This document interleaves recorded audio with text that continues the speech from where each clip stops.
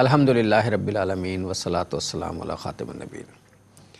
ناظرین محترم السلام علیکم ورحمۃ اللہ وبرکاتہ۔ ویلکم بیک اس لیے کہ پچھلا جو پروگرام ہم نے کیا تھا وہ اس حوالے سے تھا کہ رجوع اللہ ہونا چاہیے، اسی کو ہم کنٹینیو کرنا چاہتے ہیں۔ پروگرام سیرت النبی صلی اللہ علیہ وآلہ وسلم کے ساتھ آپ کا میزبان ڈاکٹر محمود غزنوی جناب شجاع الدین شیخ حاضر خدمت ہیں۔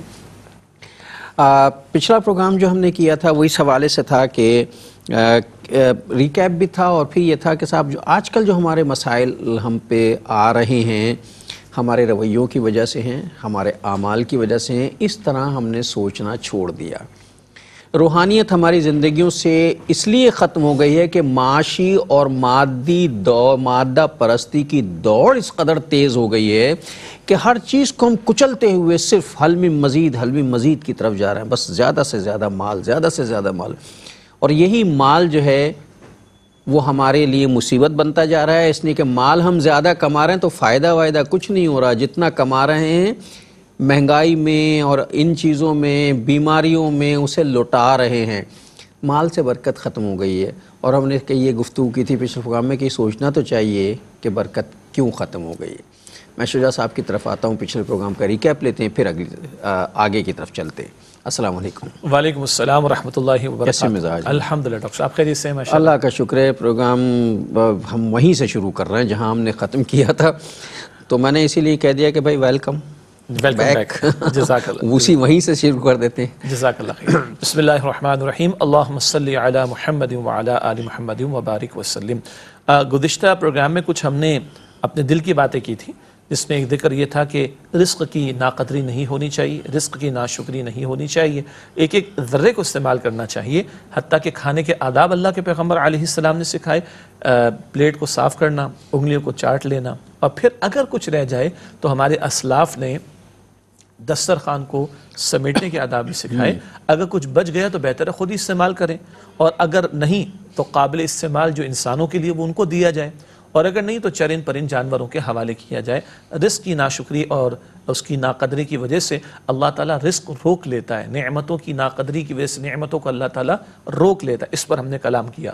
پھر ہم نے یہ بات کی کہ بدلتے حالات میں جو آج ہم کووڈ-19 کا شکار ہیں اور بیماریوں کا شکار ہیں، مصائب کا شکار ہیں، مشکلات کا شکار ہیں، ہم ظاہر کے اسباب پر تو غور کرتے ہیں، فزیکل جو بھی اس کے کازز ہیں، لیکن ہم میٹا فزیکل کازز پر غور نہیں کرتے، جو اس کے اخلاقی پہلو ہیں، روحانی پہلو ہیں، الہامی تعلیم کو فراموش کر دینے کے جو نتائج اس پر کلام نہیں کرتے۔ سابقہ اقوام میں سے شعیب علیہ السلام کی قوم ناپتول کی کمی میں مبتلا تھی، لوط علیہ السلام کی قوم ہم جنس پرستی کے گندے عمل میں مبتلا تھی۔ ان اقوام پر جو عذاب آئے، زلزلہ تھا، شعلے تھے، اور پتھر برسائے گئے، غرق کر دیے گئے، ڈیڈ سی میں ان کو غرق کر دیا گیا، اینڈ سو آن۔ تو یہ وہ واقعات ہیں جو قرآن بیان کرتا ہے کہ قوموں کے انجام سے عبرت حاصل کرو۔ اسی طرح نبی مکرم صلی اللہ علیہ وآلہ وسلم کی احادیث مبارکہ کی روشنی میں بات سامنے آئی، وعدہ خلافی، زکوٰۃ کو روک لینا، اور ناپ تول کی کمی کرنا، امانت میں خیانت کا معاملہ کرنا، ان جرائم کی وجہ سے بھی عذاب آتے ہیں۔ اور پھر بے حیائی اگر عام ہو تو ایسی سی بیماریاں جنم لیتی جن کا ذکر لوگوں نے پہلے نہیں سنا ہوتا۔ یہ وہ سارے پہلو ہیں جو میٹا فزیکل کازز کا بیان لیے ہوئے ہیں، یعنی کردار میں اگر بگاڑ پیدا ہو تو مصائب پھر ہم پر آتے ہیں۔ یہ ذکر بھی ہمارے سامنے آیا کہ حل یہ ہے کہ اللہ تعالیٰ کی طرف رجوع کیا جائے، اللہ کی نعمتوں کی ناشکری نہ کی جائے بلکہ شکر ادا کیا جائے، توبہ کا اہتمام کیا جائے۔ اور کیونکہ اجتماعی مسائل ہیں تو ایک بات بیان ہونے سے رہ گئی، توبہ بھی اجتماعی طور پر ہمیں کرنی ہوگی۔ اور مجھے اجازت دیجیے گا، اس امت کی اجتماعی توبہ کیا ہے؟ 57 مسلم ممالک ہمارے پاس ہیں، ہم دنیا کے سامنے پیش کر سکتے ہیں کیا وہ دیکھو یہ اسلام ہے؟ کوئی ایک ہے جو ہم پیش کر سکیں جہاں سود کا دھندا نہ ہو، بے حیائی کا طوفان نہ ہو، جہاں وراثت کے حصے واقعتاً شریعت کے مطابق دیے جاتے ہوں، جہاں عدالت میں غیروں کا نہیں، غیر اللہ کا نہیں، اللہ کا قانون چلتا ہو؟ نہیں ہے۔ اصل مسلمانوں کے ممالک ہیں، اسلامی ریاستیں نہیں ہیں۔ تو ہماری اجتماعی توبہ کیا ہے؟ اسلامی نظام خلافت کا قیام، اسلام کا عادلانہ نظام کا قیام، اسلامی شریعت کا نفاذ، یہ ہماری سچی پکی واقعتاً توبہ ہوگی۔ اجتماعی مسائل ہیں تو حل کے لیے اجتماعی توبہ اس صورت میں ہمیں کرنی ہوگی۔ ایک اور بات بڑی درد دل سے ہم نے رکھی، اور وہ یہ تھی کہ میں ہوں، آپ ہو، ہم میں سے کوئی بھی ہو، اللہ کے پیغمبر علیہ السلام کا اسوہ ہم سب کے لیے بہترین ہے۔ کبھی کبھی ذرا دل سے ایک اور جملہ میں کہہ دیتا ہوں، پچھلے پروگرام میں نہیں کہہ سکا، ذرا اسکرین پر آنے کی اپارچونٹی مل جاتی ہے، ذرا آپ پبلک کے اندر آنا شروع ہو جاتے ہیں، آپ ایک پبلک فگر بن جاتے ہیں، لوگ آپ کو دیکھتے ہیں، سنتے ہیں، کامنٹس دیتے ہیں. اللہ تعالیٰ کسی بھی ہر قسم کے عجب سے اور ریاکاری سے اور تکبر سے اور شو آف سے، دکھاوے سے ہم سب کی حفاظت فرمائے. اور یہ بھی ہم نے کھلے الفاظ میں بات کہی تھی اپنے لیے پہلے بخدا کہ ہم ہیں کیا، ہماری اوقات کیا ہے، ہم بھیجتے کیا ہیں، ہم کس کھیت کی مولی ہیں کہ ہم اپنے آپ کو کچھ سمجھیں. جس ذات کو اللہ نے سب سے بڑھ کر عطا فرمایا، محمد مصطفیٰ احمد مجتبیٰ صلی اللہ علیہ وسلم کو، ان کی عاجزی کو دیکھیے، ان کی انکساری کو دیکھیے. بس آدمی وہی دیکھ لے اور اپنے آپ کو اپنی چادر کے اندر، اپنے خول کے اندر، اپنی اوقات کے اندر رکھنے کی کوشش کرے. اللہ سے پھر یہ دعا ہے کہ اللہ ہر قسم کی عجب اور ریاکاری اور دکھاوے اور تصنع اور شوئنگ آف سے میری آپ کی ہم سب کی حفاظت فرمائے. ناظرین محترم، یہ پچھلے پروگرام میں جو رزق کے حوالے سے گفتگو، جس کا ریکیپ یا خلاصہ جو ہے شجاع صاحب نے رکھا، اس حوالے سے ابھی شجاع صاحب جب بات کر رہے تھے اور کہ صاحب ہاسپٹلس میں جو ہیں وہ بیڈ نہیں رہے ہیں. پچھلے پروگرام میں بھی یہ ہوا تھا کہ بیڈ ختم ہو گئے ہیں، بیماریاں بڑھ گئی ہیں، اور اب تو اللہ معاف کرے ایسی بیماریاں آ گئی ہیں کہ جو سمجھ میں بھی نہیں آتی کہ ہوا کیا ہے. مطلب ایک ہوتی ہے عمر کے ساتھ آنے والی بیماری، اب اس کا عمر سے بھی کوئی تعلق نہیں ہے. مثلا دل کی بیماریاں بچوں کو بھی ہو رہی ہیں، جوڑوں کی، ہڈیوں کی، اعصاب کی بیماریاں بچوں کو بھی ہو رہی ہے، جس کا تصور بھی کبھی نہیں کیا جا سکتا. اب تو ماشاءاللہ چونکہ ماڈرن زمانہ آ گیا تو وہ 5 سال کا، 4 سال کا، 2 سال کا بچہ جو ہوتا ہے اسے بھی ڈپریشن ہونے لگا ہے. اللہ ہم تو جوان ہو گئے تھے تو لفظ سنا بھی نہیں تھا ڈپریشن ہوتا ہے، لیکن وہ ہوتا ہے، اسے ہو رہا ہے، ڈپریشن ہو رہا ہے، بچہ ڈپریشن میں بیٹھا ہوا، اسٹریس بھی ہوتا ہے، ایسے اسٹریس بھی ہو جاتا ہے، اسٹریس بھی ہو جاتا ہے، سائیکو ایشوز ہو جاتے ہیں. اللہ جانے کیسی مجھے اس وقت یاد آ رہا تھا، شجاع صاحب کہہ رہے تھے کہ جب سورج نکلتا ہے صبح تو ہر شخص پر صدقہ واجب ہو جاتا ہے. اللہ تعالیٰ نے 360 ہمیں جوڑ دیے ہیں، ہر جوڑ کا صدقہ سورج نکلنے پر ہم پر واجب ہو جاتا ہے. ہم میں سے کتنے لوگ ہیں جو کبھی یہ سوچتے ہیں کہ آج ہم نے اپنے جوڑوں کا صدقہ دیا یا نہیں دیا؟ یہ جو جوڑوں کی بیماری ہو رہی ہے، یہ جو ہڈیوں کی بیماری ہو رہی ہے، یہ جو مورے کھسک رہے ہیں، یہ جو نسیں پھنس رہی ہیں، کبھی صدقہ بھی دینے کی کوشش کی کہ ہم یہ 360، اب آپ کہیں 360 کا صدقہ روز کیسے دیا جائے گا بھائی؟ تو کیسے دیا جائے گا؟ جی کیسے دیا جائے گا؟ جی کیسے دیا جائے گا؟ اسی حدیث میں جواب ہے، سبحان اللہ. اللہ کے پیارے پیغمبر علیہ السلام کی طویل حدیث ہے، ہر دن جب سورج طلوع ہوتا ہے تو بندے کے ایک ایک جوڑ پر صدقہ واجب ہو جاتا ہے. اور حضور علیہ السلام نے فرمایا سبحان اللہ کہنا صدقہ ہے، الحمدللہ کہنا صدقہ ہے، لا الہ الا اللہ کہنا صدقہ ہے، اللہ اکبر کہنا صدقہ ہے، کسی کو خیر کی تعلیم دینا صدقہ ہے، کسی کو گناہ سے روک دینا صدقہ ہے، اور احادیث مسلمان بھائی کو دے کر مسکرانا صدقہ ہے، راستے سے تکلیف دہ شے کو ہٹا دینا یہ بھی صدقہ ہے. تو سبحان اللہ والحمدللہ ولا الہ الا اللہ واللہ اکبر 4 ہو گئے جی. ان 4 کلمات کو پڑھنے 100 مرتبہ تو 400 صدقات ہو گئے. 400 صدقہ نہیں، روز کیا ہوئے؟ روز کیوں ہو گئے؟ صبح اٹھتے ہی پڑھ لیا جائے. جی اسی طرح ہر نماز کے بعد تسبیح فاطمہ سبحان اللہ سبحان اللہ سبحان اللہ 33 ہو گئے، الحمدللہ الحمدللہ الحمدللہ 33 ہو گئے، اللہ اکبر اللہ اکبر 33 ہو گئے. 100 پورے کر لیں، لا الہ الا اللہ وحدہ لا شریک پڑھ کے 100 ہو گئے جی. 5 نمازوں کے ساتھ جوڑ لیجئے 500 صدقات ہو گئے. رات کو سوتے ہوئے حضور نے تعلیم عطا فرمائی 600 مرتبہ ہو گیا. چلتے پھرتے سبحان اللہ پڑھتے رہیے، ہزاروں صدقات دیتے چلے جائیے. مشکل کیا ہے اس کے اندر؟ اس میں کیا مشکل پڑی؟ یہ کام ہم کرتے ہی نہیں. لیکن اس نیت سے کرنا چاہیے نا کہ آج مجھ پہ 360 صدقے جو ہیں وہ واجب ہو گئے ہیں. تو پہلے ہی اٹھتے، سب سے پہلے نماز کی تو ظاہر اٹھتے ہی ہیں، وضو کیا، وضو کر کے جب آئے ہیں تو وہ نماز اور وضو کے درمیان خاصا وقت ہوتا ہے، تو یہ تسبیحات پڑھ لی جائیں، نماز کے بعد پڑھ لی جائیں تو صدقہ تو فجر میں ہی ادا ہو جاتا ہے دیکھنے ہڈیوں کا. لیکن اس طرح سوچنے، اصل مسئلہ یہ ہے کہ ہماری سوچ جیسی ہوتی ہے، ہمارے سوچنے کا انداز جیسا ہوتا ہے، ہمارا عمل بھی ویسے ہوتا ہے. بالکل. تو سوچنے کا انداز بدلنا چاہیے، اور یہی بنیادی کام ہے کرنے کا. بلکہ اس بات کو اور آگے بڑھائیں، ہماری جیسی سوچ اور گمان ہوگا نا، اللہ معاملہ بھی ویسے ہی فرمائے گا. حدیث ہے، حدیث قدسی ہے، اللہ فرماتا ہے میں بندے کے گمان کے مطابق معاملہ کرتا ہوں. اب ہمارا گمان کیسا ہے اللہ کے بارے میں، ویسے ہمارے ساتھ معاملہ ہوگا.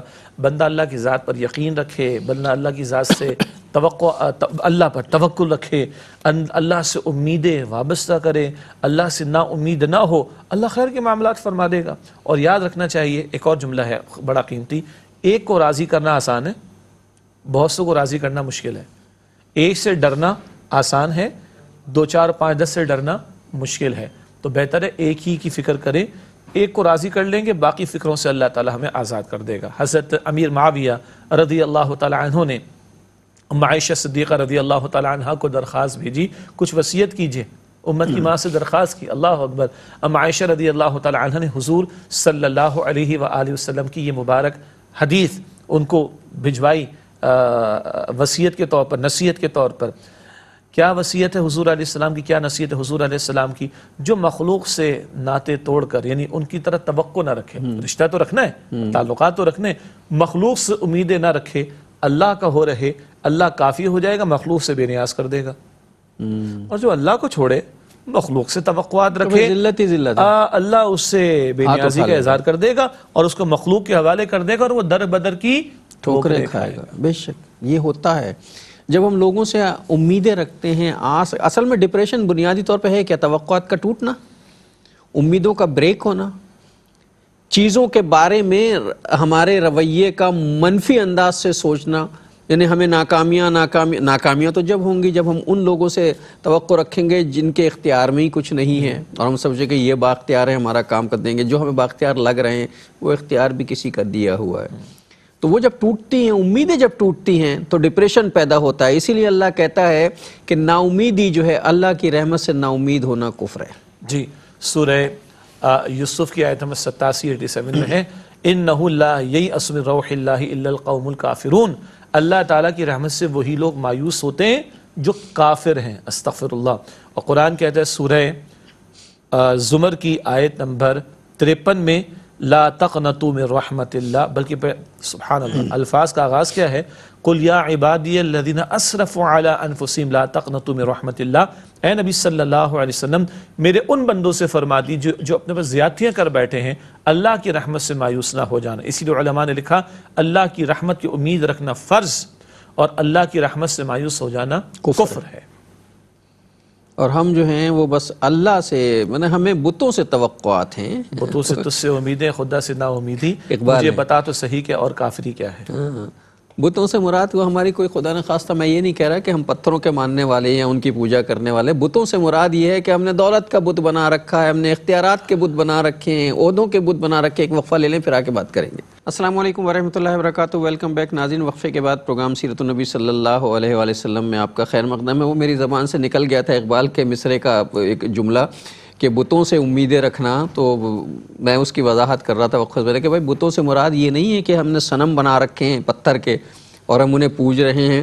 بتوں سے مراد یہ ہے کہ ہم کسی کے اختیار کو ہم نے بت بنا لیا ہے کہ اس کے بعد اختیار یہ ہمارا کام کر دے گا، کسی کو ہم نے یہ بڑا عہدہ ہے یہ کام کر دے، یہ عہدے یہ اختیار یہ سارے کے سارے عارضی اور کسی کے بخشے ہوئے ہیں، اس کے اپنے نہیں ہیں، مستعار ہیں۔ دعا یہ کر کے نکلنا چاہیے کہ اللہ تو نے اسے اختیار دیا ہے اور اپنی حکمت سے مجھے بے اختیار بنایا ہے، تو میرا کام اگر اس سے نکلتا ہے تو اللہ اس کے اپنے خصوصی اختیار سے، اس کے اختیار سے میرا کام کروا دے۔ رب کے حوالے کر دینا چاہیے معاملہ، اس بندے کے بس کا نہیں ہے، یہ کتنا ہی با اختیار ہو میرا کچھ بھی نہیں کر سکتا۔ جی، یہ جو آپ نے بتوں کی تھوڑی تشریح فرما دی نا، بڑا اچھا کیا آپ نے ماشاءاللہ۔ ہاں، ورنہ تو فتویٰ لگتا مجھ پہ۔ جی، اب ذرا حدیث شریف سنیں۔ بخاری شریف کی روایت ہے، تعیس عبد الدیناری و عبد الدرہم، ہلاک ہو گیا درہم کا بندہ اور دینار کا بندہ۔ بندہ کس کا بننا ہے؟ اللہ کا ہے۔ تو درہم کا بندہ کیا مطلب؟ ایک وہ بت ہے جو پتھر کا بنا کر کوئی پوجا پاٹ کرتا ہے، ایک بت ہوتا ہے مال کا، جو آپ نے اشارہ فرما دیا، دولت کا بت بنایا، اس کی پوجا پاٹ میں لگا ہوا۔ کیا مطلب؟ اس نے دولت کو وہ مقام و مرتبہ دے دیا جو خالق کائنات کا، یہ دولت ہے تو نفع ملے گا، نہیں ہے تو نقصان ہو جائے گا، اور اس دولت کے پیچھے اتنا دیوانہ کہ حلال حرام کی تمیز ختم۔ اور حضور فرما رہے صلی اللہ علیہ وسلم، بخاری شریف کی حدیث ہے، تعیس عبد الدیناری و عبد الدرہم، ہلاک ہو گیا درہم کا بندہ اور دینار کا بندہ۔ حاصل کلام یہ ہے کہ مٹی کے بت تو بناتے ہیں، کچھ لوگ پوجا پاٹ کرتے ہیں، کچھ لوگ دولت کا بناتے ہیں، کچھ لوگ شہرت کا بناتے ہیں، کچھ لوگ فیم کا بناتے ہیں، ایگزیکٹلی، کچھ لوگ جو اقتدار کو بناتے ہیں، کچھ لوگ کرسی کو بناتے ہیں، کوئی کسی معاف کیجئے گا کسی کی زلفوں کا اسیر ہو کر اس کا بت بناتا ہے اور اس کے پیچھے ایسا دیوانہ ہوتا ہے کہ اللہ اس کے رسول علیہ السلام کے احکامات بھی پس پش چلے جاتے ہیں، ان ساروں کی نفی کرنی ہے۔ ورنہ کیا ہوتا ہے، معاف کیجئے گا، میں جو سربہ سجدہ، آج پتہ نہیں اشعار کیوں زیادہ یاد آ رہے ہیں، حالانکہ میرا مزاج نہیں، آپ کو معلوم ہے، سجدہ ہوا کبھی، جی، میں جو سربہ سجدہ ہوا کبھی تو زمین سے آنے لگی صدا، تیرا دل تو ہے صنم آشنا تجھے کیا ملے گا نماز میں، نماز میں کھڑا ہے لیکن وہ کرسی کا چکر، اقتدار کا چکر، وہ عورت کا چکر، وہ شہرت کا چکر، وہ مال کا بت، کسی اور کی سیوا، وہ جب تک نہیں نکلے گی تجھے نماز میں کیا ملے گا؟ تو ان بتوں کی نفی، ان کا انکار، ان کا پاش پاش کیا جانا ضروری۔ عجیب بات ہے، کلمے کی ترتیب کیا ہے؟ لا الہ الا اللہ، پہلے انکار ہے، پہلے انکار ہے، پھر اقرار ہے، پہلے ان سارے باطل معبودوں کو، ان جھوٹے معبودوں کو، ان صنم جو تم نے تراش، ان کو توڑو اور الا اللہ کے نعرے لگاؤ، واقعتاً پھر اس کے اوپر تمہارا یقین محکم ہوگا۔ تیرا دل تو ہے صنم آشنا تجھے کیا ملے گا نماز میں۔ یہ اقبال، بعض شعر اقبال نے بڑے کمال کے، یہ پوری غزل ہی ہے اور بہت ہی کمال کی ہے۔ تیرا دل تو ہے صنم آشنا تجھے کیا ملے گا نماز میں، نہ وہ حسن میں رہیں شوخیاں، نہ وہ عشق میں رہیں گرمیاں، نہ وہ غزنوی میں تڑپ رہی، نہ وہ خم ہے زلف ایاز میں۔ تو ہماری تو کیفیت یہ ہے کہ نہ وہ غزنوی میں تڑپ ہے، نہ وہ خم ہے زلف ایاز میں، سمجھے؟ تو دل صنم آشنا ہے اور کھڑے ہیں نماز میں۔ تو یہ صورتحال ہمارے یہ اصلاح احوال۔ اب جو اصل میں ہم جو بات کرنا چاہ رہے ہیں وہ یہ کہ تعلق باللہ کے حوالے سے جو گفتگو ہو رہی تھی ہماری، اور یہ جو کچھ گفتگو ہوئی ہے یہ غیر متعلق نہیں ہے تعلق باللہ کے حوالے سے۔ ہم نے حقوق العباد پہ بات کی، اور جو اگلا مرحلہ ہے جس سے تعلق باللہ قائم ہو سکتا ہے اور جو ہم سب کے لیے ضروری بھی ہے، وہ ہے وعظ و نصیحت۔ اور وعظ و نصیحت جو ہے وہ لوگوں کی فلاح کے لیے، انہیں اچھا راستہ دکھانے کے لیے خود سب سے پہلے تو اپنے آپ کو واعظ کرنا چاہیے، اپنے آپ کو نصیحت کر، کسی کو دوسرے کو نصیحت کرنے سے پہلے اپنے آپ کو نصیحت کرنی چاہیے۔ کہ میں اگر آپ سے کہہ رہا ہوں کہ بھائی پانی سیدھے ہاتھ سے پینا، تو سب سے پہلا کام تو مجھے یہ کرنا چاہیے کہ پہلے خود پانی سیدھے ہاتھ سے پیوں، اہتمام کروں، کوشش کروں۔ اور یہ وعظ و نصیحت جو ہے یہ بگڑی ہوئی روش کو تبدیل کرنے کا سب سے مؤثر ذریعہ ہوتی ہے۔ اور یہ جو اب تک ہم پروگرام کرتے رہے، اگر توجہ فرمائیں تو یہ سب کچھ کیا تھا؟ یہ وعظ و نصیحت ہی ہے اور کیا؟ یہ جو آپ نے فرمایا نا کہ پہلے ہم اپنے لیے، پہلے اپنے آپ کو۔ اچھا آئیے پھر چلتے ہیں حضور کی طرف صلی اللہ علیہ وسلم۔ حضور علیہ السلام کی عاجزی، انکساری کو دیکھیے، اور ہماری جو حضور نے ایک ایک قدم پر رہنمائی اور تربیت فرمائی۔ آپ صلی اللہ علیہ وسلم یہ بھی فرماتے اپنے وعظ و نصیحت کے دوران میں، اوصیکم و نفسی بتقوی اللہ عز وجل، میں تمہیں بھی اور اپنے آپ کو بھی اللہ عز وجل کا تقوی اختیار کرنے کی وصیت کرتا ہوں۔ یہ نبی علیہ السلام فرما رہے ہیں، سنت ہے آپ کی، سنت ہے۔ میں تمہیں بھی اور اپنے آپ کو بھی، حالانکہ آپ کے ذریعے تو اللہ کی نصیحت ہم تک پہنچی، آپ صلی اللہ علیہ وسلم کے ذریعے اللہ کا وعظ ہم تک پہنچا، آپ علیہ السلام کے ذریعے اللہ کی رہنمائی اور ہدایت ہم تک پہنچی، مگر حضور یہ تربیت ہماری فرما رہے ہیں، اور آپ ارشاد فرماتے میں تمہیں بھی اور اپنے آپ کو بھی اللہ عز و جل کا تقوی اختیار کرنے کی وصیت کرتا ہوں۔ ایک بات، اب جو دو الفاظ آپ نے استعمال فرمایا، میں چاہتا ہوں اس کو بھی تھوڑا کھولیں تو بڑا دلچسپ نقطہ سامنے آتا ہے۔ آپ نے فرمایا اب ہم انشاءاللہ کلام کریں گے وعظ اور نصیحت کے تعلق سے۔ اچھا، وعظ کسے کہتے ہیں؟ سبحان اللہ، وعظ کہتے ہیں اس بات کو جو دل پر جا کر اثر کرے، اس بات کو جو دل کو نرم کر دے۔ دلوں میں سختی آ جاتی ہے تو ان کو نرم کرنے کی ضرورت ہے، تو وعظ کہتے ہیں ایسی بات کو جو دل کو نرم کر دے، دل پر جا کر اثر کرتی ہے اور دل کی سختی کو نرمی میں بدل دیتی ہے۔ ایک بات، پھر بعد میں ہم کلام کریں گے، اللہ تعالیٰ نے اپنے لیے قرآن میں وعظ کا لفظ استعمال کیا ہے، سبحان اللہ۔ اللہ تعالیٰ نے قرآن حکیم کے لیے وعظ کا لفظ استعمال کیا، سبحان اللہ۔ نصیحت کسے کہتے ہیں؟ اچھا، حدیث میں بھی لفظ آتا ہے الدین النصیحہ، دین تو نصیحت کا نام ہے۔ نصیحت کا ایک ترجمہ کیا جائے گا خیر خواہی کا، تو دین کیا ہے؟ نصیحت و خیر خواہی کا نام ہے۔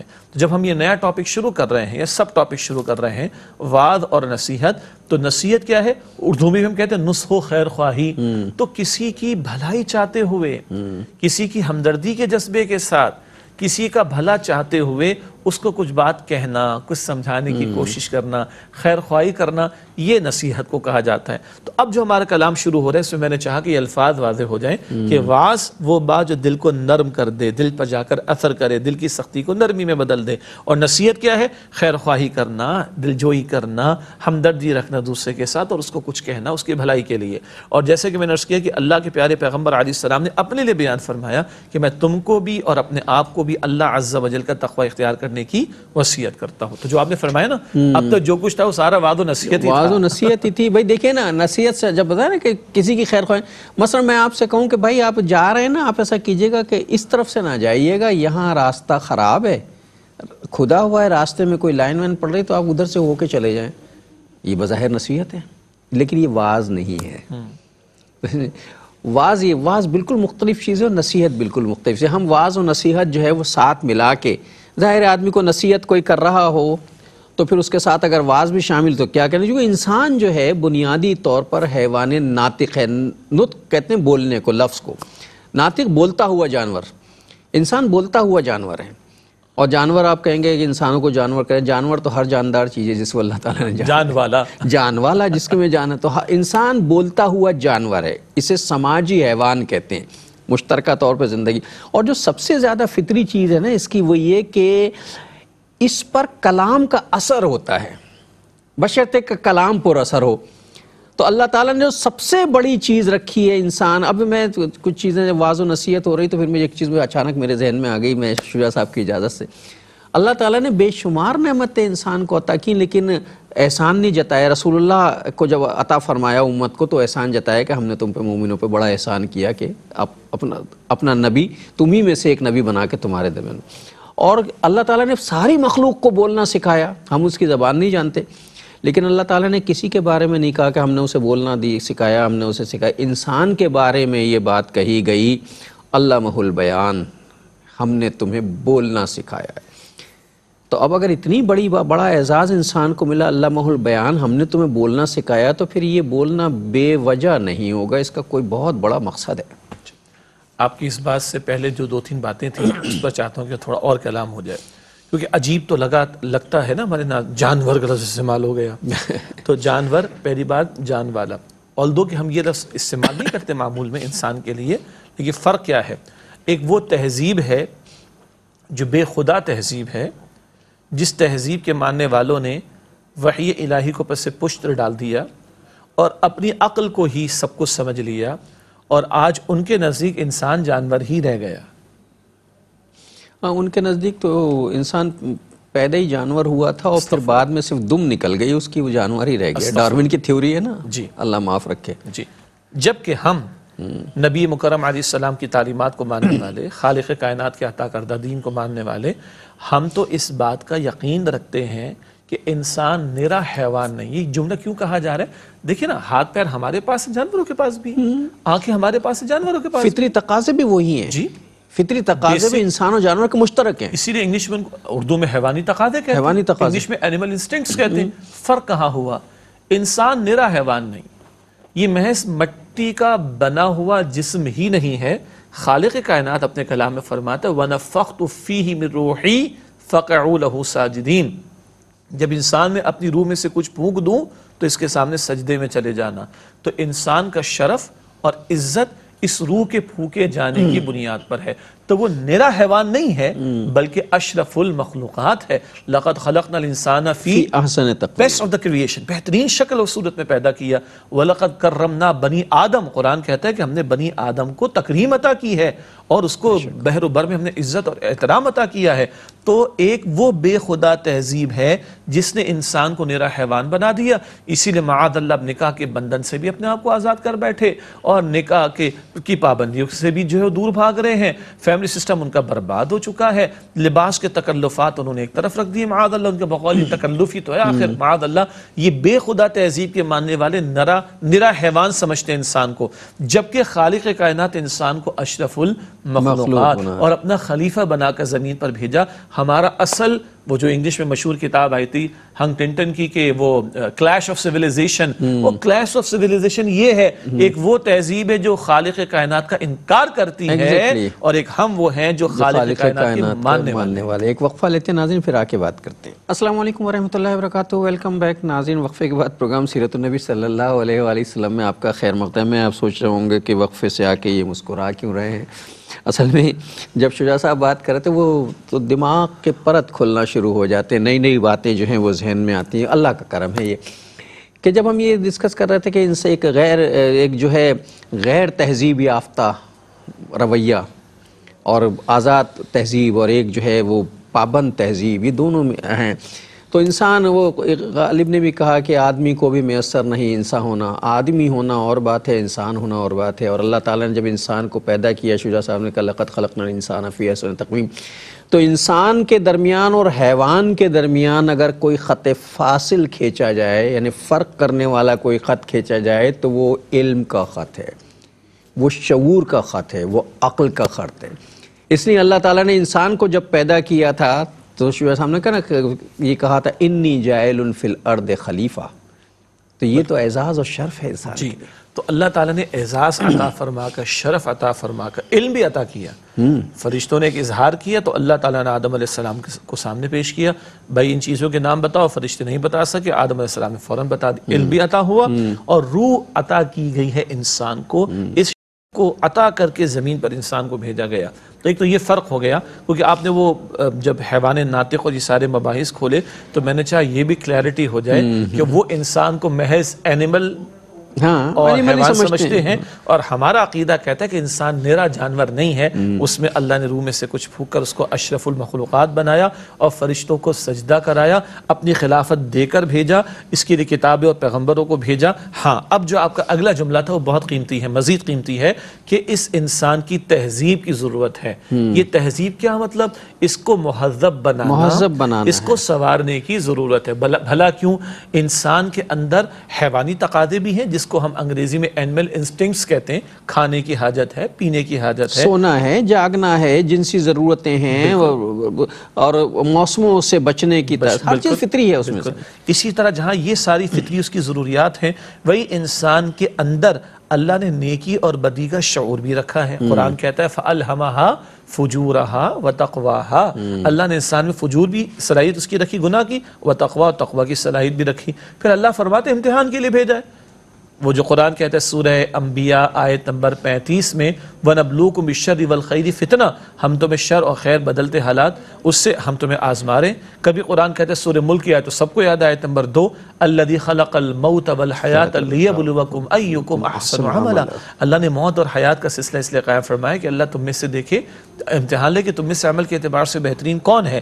اب یہ جو اندر دونوں قسم کی صلاحیتیں ہیں، جس سے 3 قسم کے نفوس سامنے آتے ہیں، نفس امارہ، نفس لوامہ اور نفس مطمئنہ۔ سادہ بات کیا ہے؟ اندر بدی کی صلاحیت بھی اور نیکی کی صلاحیت بھی ہے۔ کبھی انسان کے حیوانی تقاضے اتنے سٹرونگ ہو جاتے ہیں کہ وہ بدی کی طرف بڑھنا شروع ہو جاتا ہے، اور کبھی روزہ رکھوا کر ان تقاضوں کو دھیما کیا جاتا ہے اور روح کی بیداری کا اہتمام کیا جاتا ہے تاکہ بندہ نیکی کی طرف غالب رہے۔ جب یہ حق و بات، نیکی اور بدی کی کشاکش چلتی ہے تو یہ نفس لوامہ ہے، بندہ نیکی کرتا ہے اطمینان پاتا ہے، بدی کرتا ہے کھٹک پیدا ہوتی ہے، اور جب محنت کرتے کرتے آگے بڑھے گا، اللہ تعالیٰ کے احکام کے تابع اپنے آپ کو کرے گا، تو پھر وہ بدی کی صلاحیت پر قابو پا کر نیکی میں اور آگے بڑھتا جائے گا، تو نفس مطمئنہ تک جائے۔ مطمئنہ کے لیے قرآن میں آیت دیا ہے، سبحان اللہ، سورہ فجر کے آخر میں اللہ یہ اعلان ہم سب کے لیے فرما دے۔ کبھی پہلے بھی ذکر ہوا ہوگا، ایک صاحب سے پوچھا گھر والوں کے لیے کیا سوچا ہے؟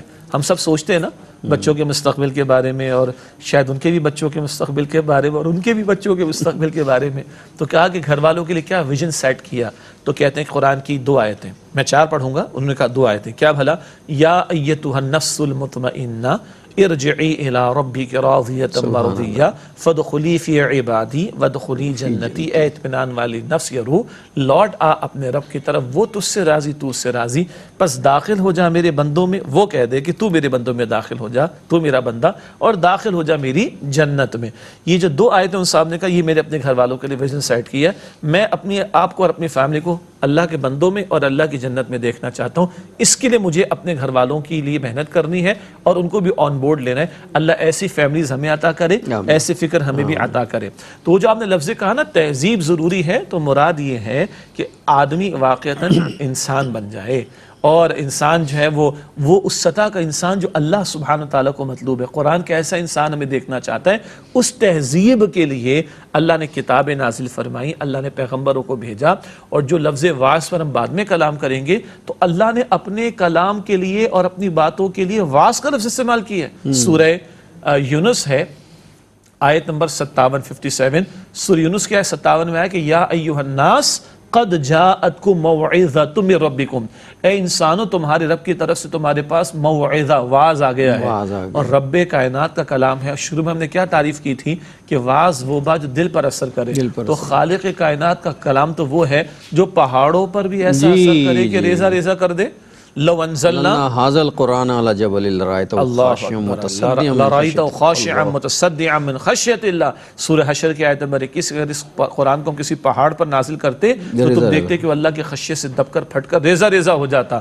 آج ایک بہت بڑا سوال ہے, اللہ کا کلام, بلکہ ایک اور حکمت کا پہلو, اللہ کا کلام پہاڑوں پر اگر نازل ہوتا ریزہ ریزہ ہو جاتا.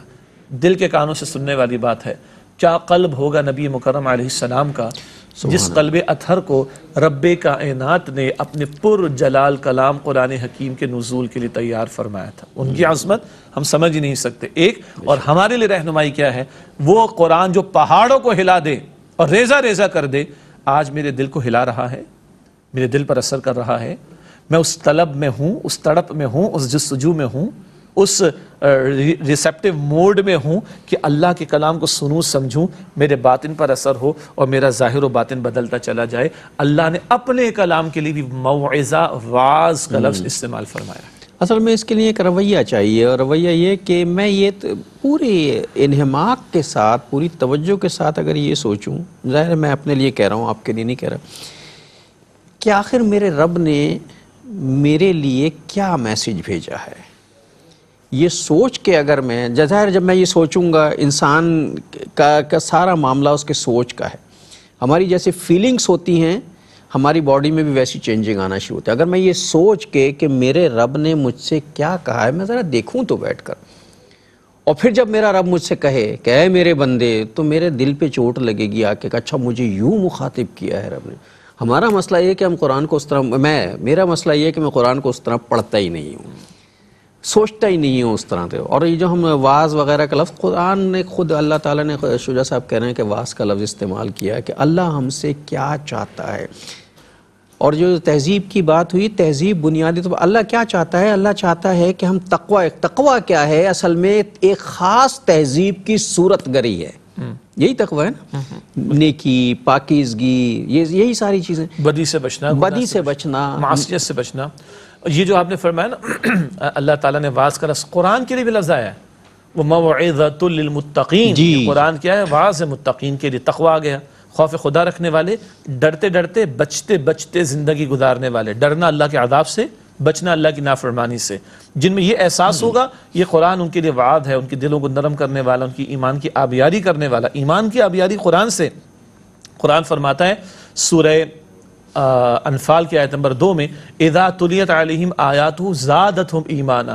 جب جب ایمان والوں کے سامنے ان کی اللہ کی آیات کی تلاوت کی جاتی تو ان کے ایمان میں اضافہ ہو جاتا ہے. اب بہت بڑا سوال اپنے ناظرین کے لیے, ہم سب کے لیے چھوڑا ہے, کیا آج مجھ میں ایسی طلب و تڑپ ہے کہ میں قرآن کو ایک واعظ اور نصیحت اور کتاب ہدایت کے طور پر لوں؟ سوال میرا پہلا ہے, پہلے بھی شاید ذکر آیا ہو, ہم نے آخری مرتبہ قرآن کب کھولا تھا؟ کسی کے انتقال کے موقع پر, یا رمضان شریف میں. ہم نے آخری مرتبہ قرآن کی تلاوت کی تکمیل خود سے اپنے لیے کب کی تھی؟ آج دوسروں کے لیے پڑھنے کے لیے لوگ تیار ہیں, اپنے لیے میں نے قرآن کی تلاوت کب کی تھی؟ نمبر 3, میں نے قرآن کا ترجمہ زندگی میں آخری مرتبہ کب مکمل کیا تھا؟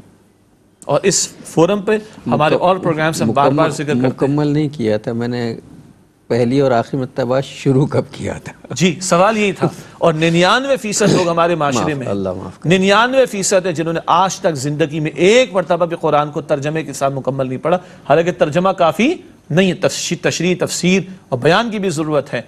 ہمارا یہ حال ہو اور پھر ہم کہیں کہ ہم پر مصیبتیں کیوں آتی, ہم مصائب کیوں آتے ہیں؟ تو اللہ کے پیغمبر علیہ السلام فرماتے ہیں ان اللہ یرفع بہذا الکتاب اقواما ویدع بہ آخرین، بے شک اللہ تعالیٰ قرآن کی بدولت قوموں کو عروج عطا فرمائے گا اور اس کو ترک کر دینے کی وجہ سے ذلیل اور رسوا کر دے گا۔ اقبال بھی کہتا ہے وہ زمانے میں معزز سے مسلمان ہو کر اور تم خوار ہوئے تاریخ قرآن ہو کر، یہ پہاڑوں کو ہلا دینے والا کلام، اور اس قرآن کے ماننے والے کے پاس وقت نہیں ہے قرآن کے لیے، قرآن کی تلاوت کے لیے، قرآن کے سمجھنے کے لیے، قرآن کو سیکھنے کے لیے، تو ایمان کی آبیاری کیسے ہوگی؟ وعد و نصیحت کا پہلو اگر نہیں ملے گا تو تہذیب کیسے ہوگی؟ تہذیب نہیں اور آگے کامیابی کیسے ملے گی؟ تہذیب کی صورت گری ممکن نہیں ہے، اور ہم ایک غیر مہذب قوم بنتے جا رہے ہیں۔ اللہ ہمیں معاف کرے اور ہدایت عطا فرمائے۔